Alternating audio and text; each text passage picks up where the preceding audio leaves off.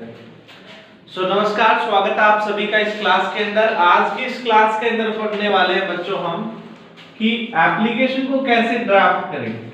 आज का हमारा जो टॉपिक है एप्लीकेशन। एप्लीकेशन को कैसे लिखें, how to write application, how to write an application. Application के अंदर कुछ ट्रिक्स हमें अप्लाई करनी है। अप्लाई क्या करना है, हमारे थॉट्स अप्लाई करने हैं और हमारी कुछ ट्रिक्स अप्लाई करनी है। एप्लीकेशन चाहे कैसी भी हो, कोई प्रॉब्लम नहीं आएगी, ठीक है। तो सबसे पहले यूजुअली किसी भी एप्लीकेशन के अंदर क्या लिखते हैं, हेडिंग को लिखते हैं। इससे पहले के लेक्चर्स में मैं आप लोगों को सिखा चुका हूं कि राइट वाले फॉर्मूले से चलना है। यानी A4 साइज का कोई पेपर है तो आपको R रहना है, यहां से शुरू करके नीचे यहीं खत्म करना है, ठीक है। बीच का जो ये पार्ट है वो किसका रह जाएगा बच्चों, बॉडी का रह जाएगा। क्लियर है। तो आइए कोई टॉपिक लेते हैं। तो सबसे पहले एक टॉपिक है आज का अपना, वैसे कोई रैंडम उठा लेता हूं, ठीक है। कॉपी पेस्ट नहीं होना चाहिए, नॉलेज ओरिजिनल होना चाहिए। आपके पास आर्ट जो है, राइटिंग स्किल्स एंड कंपोजिशन की जो कला है वो क्या होनी चाहिए, ओरिजिनल होनी चाहिए, ठीक है। क्योंकि ऑथेंटिक और रियल नॉलेज का कोई सब्स्टिट्यूट नहीं है। देखिए अब यहाँ पे आपको एक एप्लीकेशन लिखनी है। You have to write an application. किसको लिखनी है, to sarpanch of your village, sarpanch of your village, sarpanch of your village, ठीक है। अब किसको एप्लीकेशन लिखनी है, सरपंच को लिखनी है। क्यों लिखनी है, तो गांव में आवारा पशु है। क्या है, आवारा पशु है। देखा होगा आपने, बहुत सारे आवारा पशु हैं, ठीक है। आवारा पशु को रोमिंग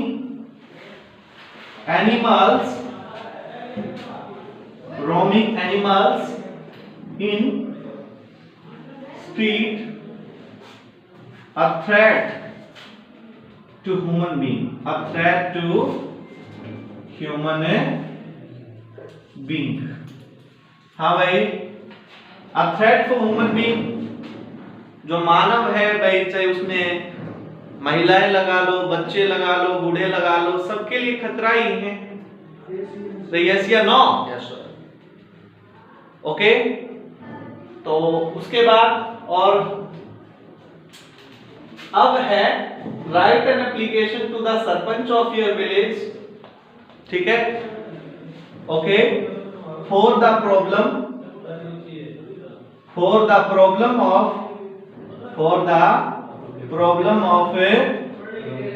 ठीक है, for the problem of roaming animals in street, a threat to human being। ये क्या है भाई, हेडलाइन है। आई बात समझ में, बिल्कुल ओरिजिनल है और सबसे हटके है, जो तुम्हारी नॉर्मल हेल्प बुक जो है उसमें नहीं मिलेगी। क्यों, क्योंकि ये प्रैक्टिकल है, ओरिजिनल है। ऐसा ही आपको पेपर में दिया मिलता है। यस या no, write an application to so and so for a so and so problem, ठीक है। अब आप एप्लीकेशन क्यों लिखते हो, तो मैंने कहा था अपील करते हैं एप्लीकेशन के माध्यम से। क्या करते हैं, अपील।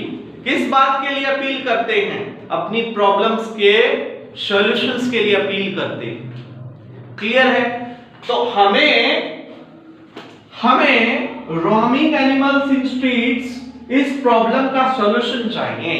इस प्रॉब्लम का क्या चाहिए, सॉल्यूशन चाहिए। और इसका सॉल्यूशन कौन करेगा, ग्राम पंचायत करेगी। क्योंकि हमने एक प्रतिनिधि को चुना है, पूरे गांव में एक नेता को चुना है जिसका नाम सरपंच है। तो सबसे पहले उसकी जवाबदेही बनेगी, ठीक है, सबसे पहले उसकी जवाबदेही बनेगी, रिस्पांसिबिलिटी बनेगी। यस या नो? यस या नो? अब बहुत सारे यूट्यूबर भ्रमित करते हैं, ये कर दीजिए, वो कर दीजिए। करना कुछ नहीं है, अपने थॉट्स को सही ढंग से लिखना है और यही कला है, ठीक है। तो स्टार्ट करें। हेडलाइन क्लियर है आपको? जो पेपर में दिया है वो क्लियर है? पेपर में ऐसे दिया मिलता है कि नहीं दिया मिलता? मिलता है ना? तो अब देखिए, सबसे पहले अब मैं इसको, हाँ, अब इसको यहां से एक बार इरेज कर देता हूं, ठीक है। आप सबको पता लग गया, मुझे भी पता है किस टॉपिक पे हमें एप्लीकेशन लिखनी है, तो मैं इसको यहां से इरेज कर रहा हूं, क्लियर है। और इसको इरेज करने के बाद अब मैं यहां से लिखना स्टार्ट कर रहा हूं। तो सबसे पहले क्या, डू, कॉमा लगाइए। टू के बाद एक लाइन छोड़ दीजिए बच्चों, नीचे लिखिए द सरपंच, क्या, सरपंच, टू द सरपंच। हाँ भाई, सरपंच किसका है? ग्राम पंचायत बिरला, ठीक है। सरपंच किसका है? ग्राम पंचायत, और नीचे बेरला, CH दादरी,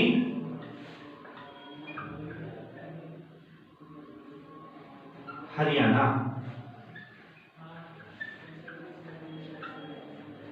क्लियर हो गया यहां तक? हेडिंग बना ली, किसको ये एप्लीकेशन लिखनी है मेंशन कर दिया, कोई प्रॉब्लम आई क्या? बहुत आसान है। अब आगे क्या करना है? अब आगे लिखना है सब्जेक्ट। क्या लिखना है बच्चों? एक लाइन फिर छोड़ दीजिए, अब यहां लिखिए सब्जेक्ट, ठीक है। अब सब्जेक्ट में क्या लिखना है? जो प्रॉब्लम है वही तो लिखेंगे। सब्जेक्ट क्या है? हाँ, फॉर द। अब सब्जेक्ट के विषय में क्या चीजें हैं वो क्लियर करवा दूं आप सभी को। सब्जेक्ट छोटे से छोटा हो लेकिन मीनिंगफुल हो, यानी सब्जेक्ट का मतलब क्या होता है? आपको एक टाइटल बनाना है, आपको एक विषय जो है वो लिखना है, सब्जेक्ट में मेंशन करना है, लेकिन वो छोटे से छोटा, इन ब्रीफ हो लेकिन मीनिंगफुल हो, यानी कम शब्दों में आपको पूरा आउटलाइन दे देना है, कम शब्दों में अपनी बात को पूरा रख देना। जैसे अखबार में हेडलाइन नहीं आती, अखबार में हेडलाइन नहीं आती, भिवानी के हाँ भाई, जैसे कल परसों की एक खबर है, डाडम एक गांव पड़ता है और वहां पहाड़ दरकने से 15 की मौत। तो यस या नो? अब पूरी खबर तो नीचे मिलेगी, लेकिन आपको हेडलाइन में सब कुछ पता लग गया, यानी बहुत हद तक आपको लग चुका है पता। यानी आपका सब्जेक्ट 4 या 5 वर्ड्स का होना चाहिए, 4 या 5 वर्ड्स का, 4-5 अल्फाबेट का नहीं, 4-5 वर्ड्स का, more than 4 or 5 words even though, ठीक है। लेकिन इसको 5-7 वर्डों से ज्यादा नहीं करना, या 2-2, 4-4 लाइनें नहीं लिखनी, छोटी सी सब्जेक्ट बना के अपनी बात को क्लैरिफाई कर देना, ठीक है। तो for the problem, for the problem of, for the problem of animals, for the problems of animals roaming in the street, roaming in the streets, in streets। हाँ भाई, for the problem of animals, जानवरों की समस्या के लिए roaming इन streets, जो आवारा घूमते रहते हैं, कहाँ? गलियों में। क्लियर है भाई? यही था, यही एग्जामिनर ने दिया था हम लोगों को। अब नीचे एक लाइन छोड़ दीजिए और लिखिए रिस्पेक्टेड सर। हाँ भाई, फॉर एग्जाम्पल सरपंच जो है वो महिला है, तो रिस्पेक्टेड मैडम, रिस्पेक्टेड मैडम आ जाएगा। और यहाँ ये क्या बोला जाएगा? इसको क्या कहेंगे? सैनिटेशन कहेंगे। क्या कहेंगे? सैनिटेशन कहेंगे। अब बहुत सारे व्यूअर्स, बहुत सारे स्टूडेंट्स ये सोचते होंगे सर इस टाइटल को और इस एप्लीकेशन को पहले ही तैयार करके आए होंगे। मैं बिल्कुल ओरिजिनल ऑन कैमरा आपको ये कह रहा हूं, ये मैंने एट द सेम टाइम मेरे दिमाग में आया है ये टॉपिक, ठीक है? और पता नहीं कौन सा टॉपिक दिमाग में आ जाए और उसके ऊपर हम एप्लीकेशन बनाना शुरू कर दें। यही आर्ट है राइटिंग स्किल्स एंड कंपोजिशन की। आई बात समझ में? क्लियर है? आप भी ऐसा बना सकते हैं, बस इस आर्ट को सीखना पड़ेगा। क्लियर है? हमें किस किस चीज में निपुण होना चाहिए? टेंस में निपुण हो जाइए, सेंटेंसेस में निपुण हो जाइए, प्रीपोजिशन का अच्छा ज्ञान रखिए, मॉडल्स का अच्छा ज्ञान रखिए और अच्छी वोकैब पावर रखिए। एप्लीकेशन राइटिंग, आपके रिपोर्ट, नोटिस सब आपकी मुट्ठी में हो आ जाएंगे। समझ रहे हो मेरी बात को? आइए आगे स्टार्ट करते हैं। रिस्पेक्टेड सर से अब नीचे लिखना स्टार्ट करेंगे। अब ये वाला जो हिस्सा है इसको ब्लैंक छोड़ दो बच्चों। नेक्स्ट लाइन में यहां से लिखना स्टार्ट कीजिए। पहली लाइन बच्चे यूजुअली क्या लिखते थे पुराने टाइम पे? I beg to say that.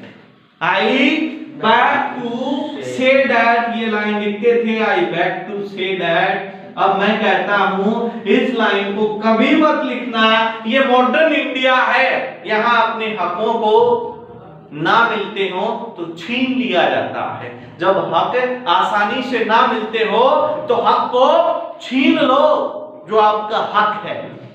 I beg to say that, मैं इस लाइन के लिए मना कर रहा हूं, इसको कभी मत लिखना। क्यों नहीं लिखना? क्योंकि बैग का भीख मांगना होता है। क्या होता है? बैग का अर्थ भीख मांगना होता है। हम अपना अधिकार मांग रहे हैं, भीख नहीं मांग रहे हैं। समझ रहे हो मेरी बात को? यस या नो? आज से पहले तुमने एप्लीकेशन में लिखा I beg to say that, एक लाइन तुमने थर्ड फोर्थ क्लास से पक्का दिमाग में सेट कर ली। I beg to say that, I beg to say that, भीख मांगते रहे। फोर्थ क्लास में भी, फिफ्थ में भी, सिक्स्थ में भी, सेवंथ में, ट्वेल्थ क्लियर होते होते भी सारे काम, मतलब अब बचपने से आप युवा अवस्था में बढ़ रहे हो लेकिन भीख मांगनी नहीं छोड़ी। इस लाइन को हटा दो यहां से, नहीं मांगनी भीख। हमें ओरिजिनल लिखना है। तो ओरिजिनल कैसे लिखे? एक ही लाइन लिखे? एक ही लाइन होती है? नहीं, 2-4 लाइनें होनी चाहिए। आई बात समझ में? कलाकार वही होता है जिसके पास बहुत सारी कला हो, उसी का नाम क्या होता है? कलाकार। तो क्या लिख सकते हैं आप? यहां लिखो मोस्ट रेस्पेक्टफुली, मोस्ट रेस्पेक्टफुली, एक वर्ड हो गया मोस्ट रेस्पेक्टफुली। उसके बाद इसकी सब्स्टिट्यूट क्या हो सकता है? इसका सब्स्टिट्यूट हो सकता है with due respect, with due respect. Yes या नो? इन वर्ड्स को ऐड कर लीजिए, इन लाइनों को ऐड कर लीजिए। या तो मोस्ट रिस्पेक्टफुली लिखो या विद ड्यू रिस्पेक्ट लिखो। भीख मांगना छोड़ दो, ठीक है? भीख नहीं मांगनी। तो हमने लिखा मोस्ट रिस्पेक्टफुली, तर्कस का दूसरा तीर दिया आपको विद ड्यू रिस्पेक्ट के माध्यम से। तो मोस्ट रिस्पेक्टफुली, मोस्ट रिस्पेक्टफुली का मतलब बड़े मान व सम्मान के योग्य। बड़े ही मान व सम्मान के योग्य। I want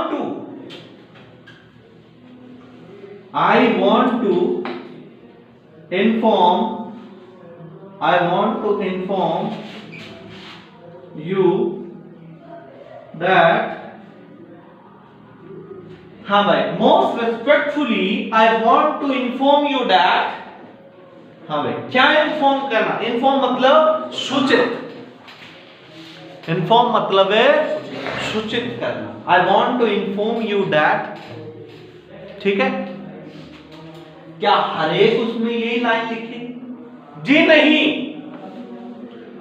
कलाकार वो नहीं होता जिसके पास बहुत सारी कलाएं ना हो। कलाकार उसी को कहेंगे जिसके पास कलाएं उसके पिटारे में बहुत सारी हो। अब देखिए हमारा टॉपिक क्या है? For the problems of animals roaming in the streets. ये हमारी समस्या है, आवारा पशु घूमते रहते हैं गलियों में।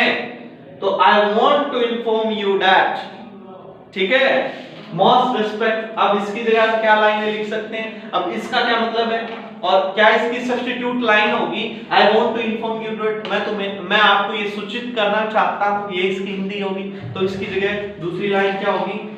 I want to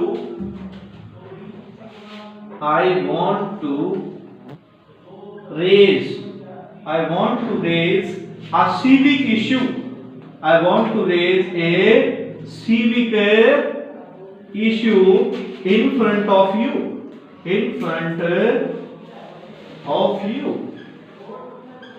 हाँ भाई, I want to raise a civic issue in front of you. Civic समझते हो? सामाजिक मुद्दा। मैं आप लोगों के सामने एक सामाजिक समस्या को रखना चाहता हूं। श्रीमान जी बड़े ही मान सम्मान की योग्य, मैं आपके सामने एक सामाजिक समस्या को रखना चाहता हूं। यही बात होगी भाई, और क्या लाइन आएगी बताओ? अब जो है कई बार क्या होते हैं, जैसे क्लास में बच्चे नहीं करते, पर छुट्टी तो सब चाहते हैं, पर बलि का बकरा बने कौन? मतलब सब बच्चों के दिल में ये इच्छा है कि छुट्टी हो जाए, लेकिन टीचर्स को जाके, प्रिंसिपल को जाके ये बोले कौन? तो बच्चे ने एक फार्मूला निकाला कि ऐसे करें, मॉनिटर के हाथ जो है भिजवा देंगे एक लेटर और साइन सब पे कर लो भाई, ताकि पूरी क्लास की क्या दिखे? एकता दिखे। तो यस या नो? Yes sir. तो पूरी क्लास उस पत्र पर, उस एप्लीकेशन पर साइन कर देगी, श्रीमान जी छुट्टी कर दो, और चुपके से ले जाके रख देंगे या तुरंत आ जाएंगे वापस। ठीक है, ज्यादा डिस्कशन नहीं, बात बन गई तो ठीक है, वरना तो है ही। ऐसे केस में अब आई तो किस केस में आएगा? जब आप सिंगल अपनी प्रॉब्लम रख रहे हो।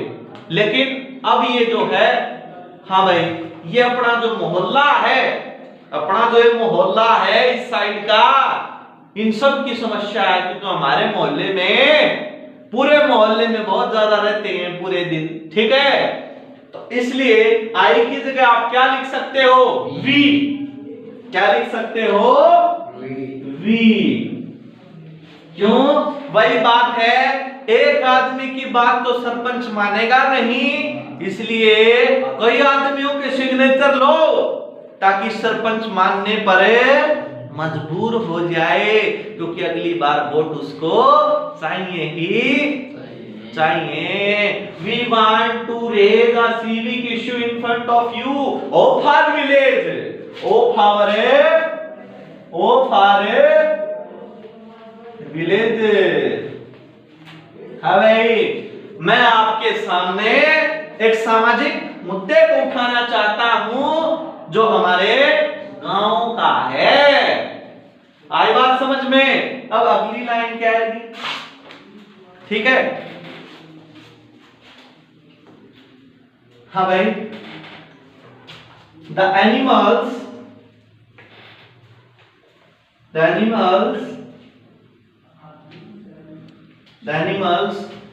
हाँ भाई, the animals who haven't हाँ भाई, animals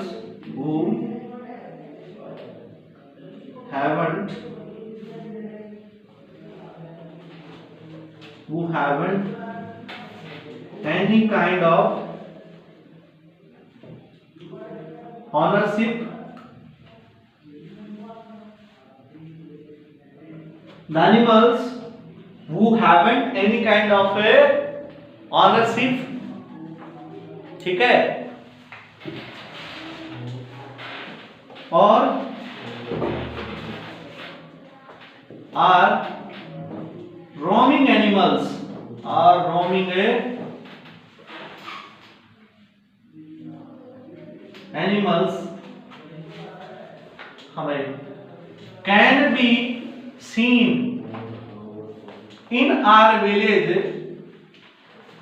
the animals who haven't any kind of ownership, हाँ भाई, ऐसे जानवर जिन पे किसी प्रकार का कोई मालिकाना हक नहीं है, और रोमिंग एनिमल्स या आवारा घूमते पशु can be seen in are village, ठीक है, इन are village, but the main problem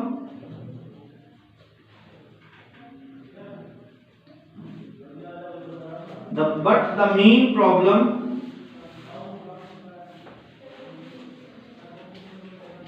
due to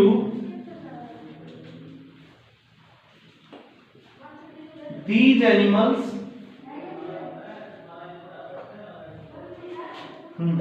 अब भाई थोड़े सी लाइन को सनसनीखेज बनाओ, एक सेकंड, हाँ थोड़ा सा लाइन को सनसनीखेज बना दो।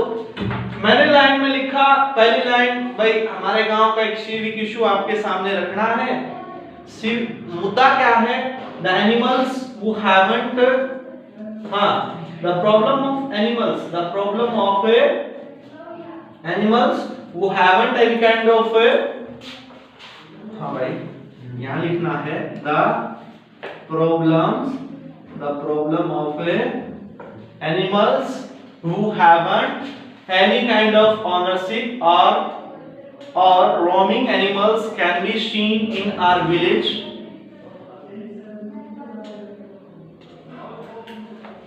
ठीक है, in our village। हाँ भाई क्या समस्या है?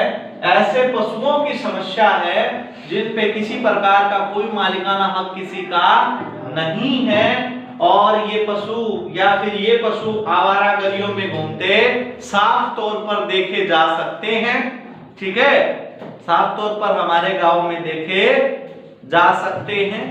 ओके, अब लिखो these animals, हाँ भाई, these animals cause troubles, हाँ these animals cause troubles not only for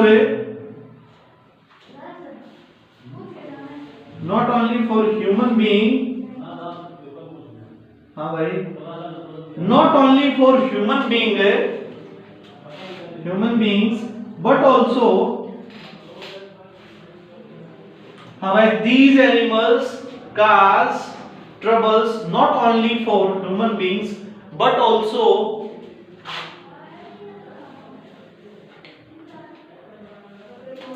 invites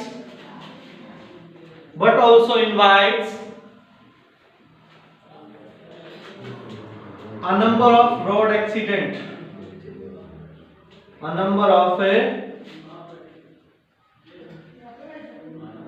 but also invites a number of accidents।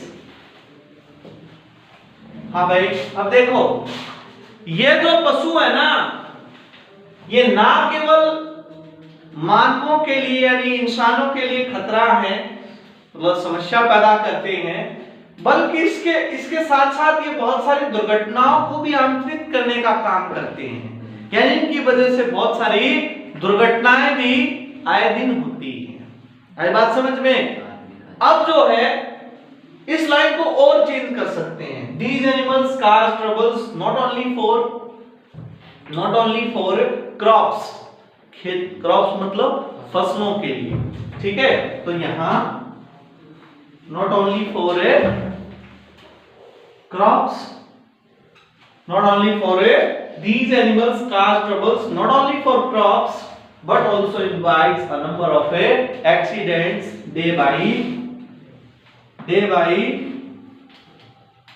day, ठीक है। ओके, इन आवारा पशुओं की वजह से ना केवल फसलों को नुकसान होता है अपितु आए दिन कोई दुर्घटनाएं होती रहती है। आई बात समझ में, ठीक है।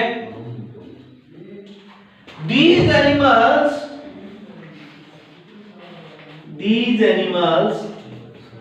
roaming in the streets throughout the day. These animals roaming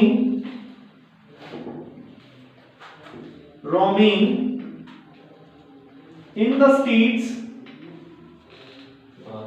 throughout the day.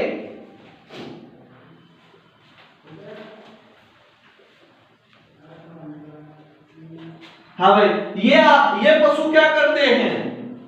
ये पशु पूरे दिन गलियों में आवारा घूमते रहते हैं, ठीक है। Okay, and due to this throughout the day, due to this and due to this and due to these animals, children are unable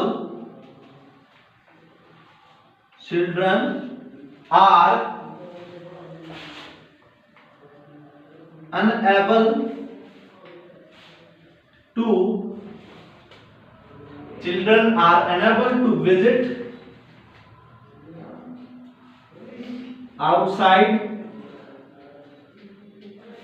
their homes.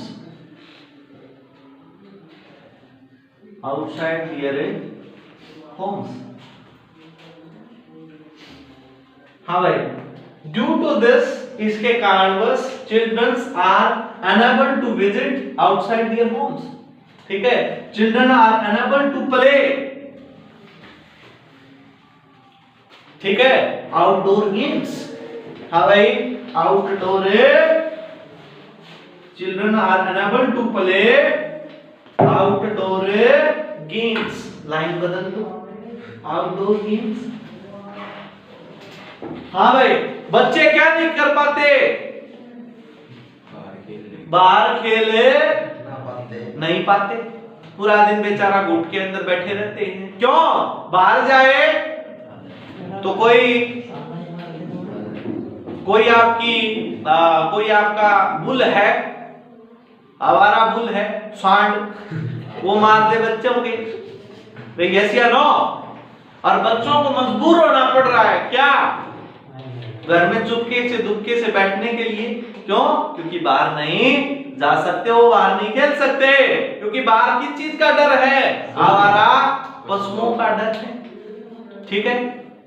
Okay, उसके बाद even the situation is quite roast. हाँ भाई, तो अब मैं यहां से इसको इरेज करके यहां से लिखना है, इसको दोबारा शुरू कर रहा हूं ऊपर से बॉडी को, ठीक है। ओके, ठीक है, फाइन। हाँ, सो आगे देखिए, इसको पूरा करवाता हूं अभी।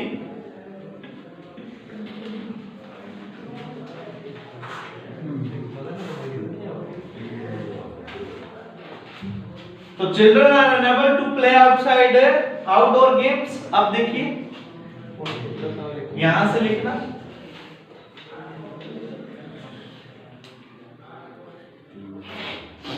these animals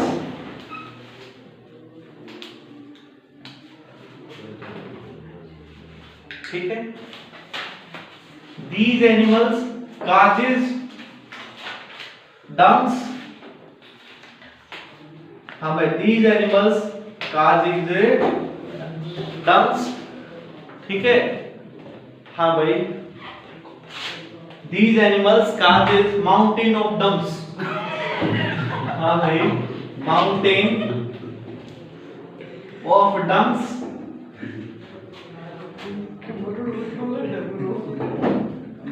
causes mountain of dumps outside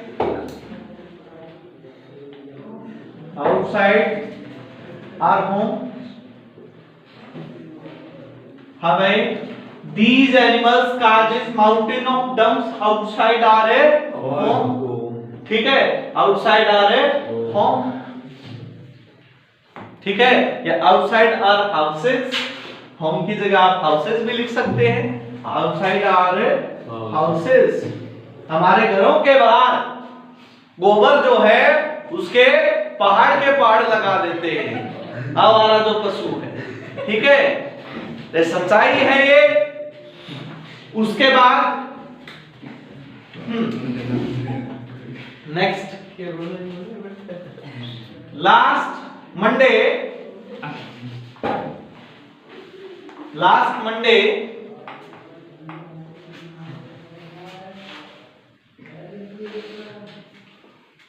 due to these animals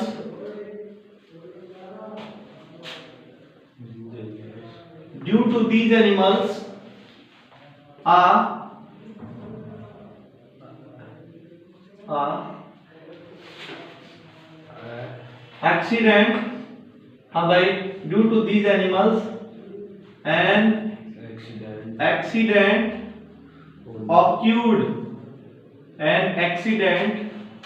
occurred, हाँ भाई, last Monday due to these animals an accident occurred, ठीक है, in which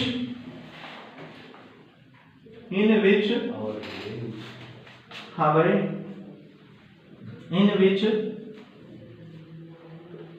two people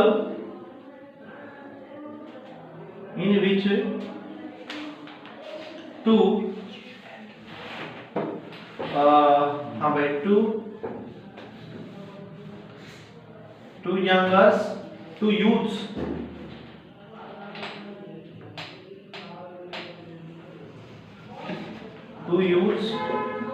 हाँ भाई, died on the spot, two youths died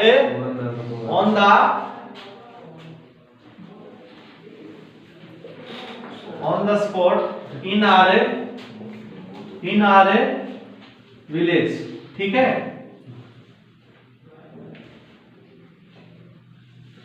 हाँ भाई, these animals causes mountain of dumps outside our houses. Last Monday, due to these animals, an accident occurred in which two youths died on the spot. Two youths died on the spot in our village. ठीक है, हाँ भाई, एक दुर्घटना हुई जिसमें हमारे गांव के दो युवा नौजवान मारे गए। आपको भी इस बात का पता है श्रीमान जी, ठीक है, you are cognizant of this fact, ठीक है। सो आप यहाँ पे ये लाइन भी लिख सकते हैं, यू आर, आप यहाँ पे ये लाइन ऐड कर सकते हैं, you are cognizant of this fact that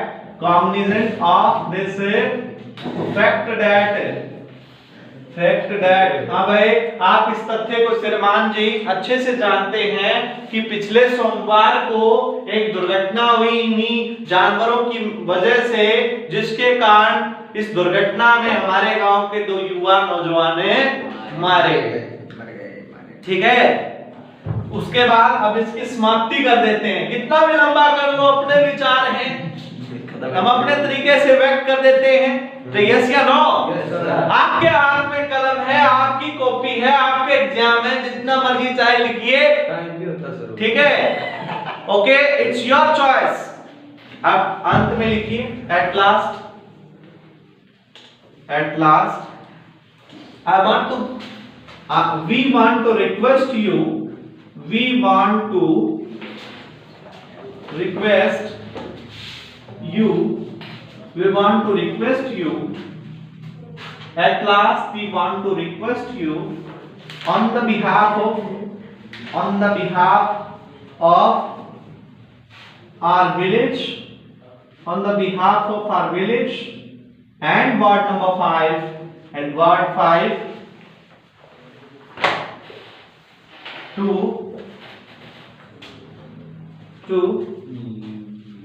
and ward 5 to solve, to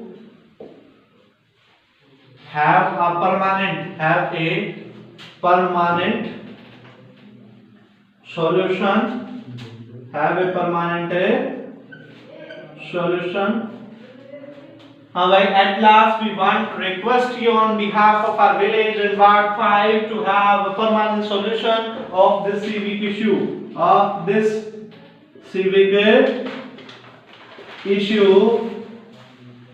as early as possible,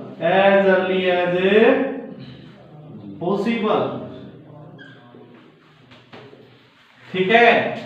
उसके बाद लिखिए बच्चों, थैंकिंग यू यहाँ नेम रामलाल, ठीक है, ओके। और उसके बाद विलेज बेरला,